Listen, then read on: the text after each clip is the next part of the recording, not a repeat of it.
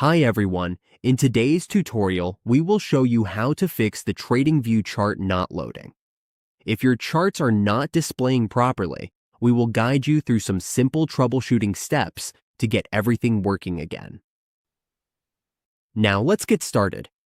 On your Tradingview dashboard, if your chart is not loading or not working properly, the first thing we need to do is refresh your browser.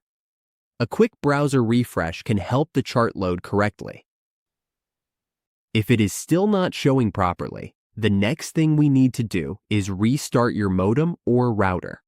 This will reset your internet connection and may fix the issue. Next, we need to update Tradingview. We can do this through the browser or the app, depending on what we are using.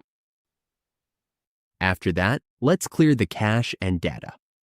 In your browser, press Ctrl-H to open your browser history. From here, we can delete the cache to give the browser a fresh start. Now, we need to log out of Tradingview. We can do this by clicking on the profile, then selecting Sign Out.